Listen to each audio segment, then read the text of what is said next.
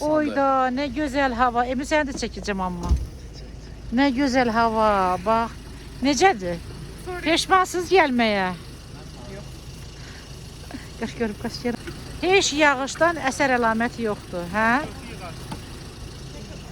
Nə yığaq? Gəl baxım nə gözəl çiçək açıb. Alə xalə xalə xalə xalə xalə. Hamımızı belə qəşəngcə. Ay bizi zad eləsə. Ben bunu bıraksın. Allah bilir düşüp ezmişim bundan ne ineyim ya. Ere verir. Bende de su yeri var. Varmış abi. Abi de zirin çıktı ama Ne otudu bu? yani bu çek otudu. Bir de sen zirinci gösterip bıçağın da buradadır.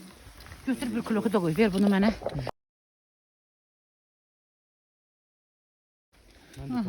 Bak görürsən, bak mən səni çəkəcəm. Danışırsan ki, gedək amma özü hazır deyil. Məryəm, Nasrin necədir? Əla. Nasrin necədir? Əla. Sən də. Məni də çək. Davay uşaqlar hamımız bir yerdə. Yaxınlaş. Məryəm düzdür tez. Dışarıda hanımın bizim vlog Bəli, Nasrin uzaqdan. Xahiş olunur uzaqdan. Uzaqdan sən heç yaxına gəlmə. Nasrinimiz əla. Biz gedirik. Yeri Bakıdan çıxanda sən demirdin dala qaydaq. Nəyə arada? Mən demirdim onu. Mən elə eləmirəm. Ha, tak, yer güc. O karışır. Gittik. Başlayalım. Spasibo. Aydın yadından çıxdı. 2 saniye gözlə tozları geyinsin. Yürüyüşümüze başlamışıq.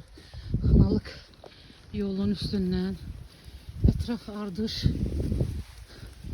Sarı primolalar. Çoxlu zirinç. Uca bir dənə zirinç çıxartmışam özüm üçün. Çox gözəl mənzərədir.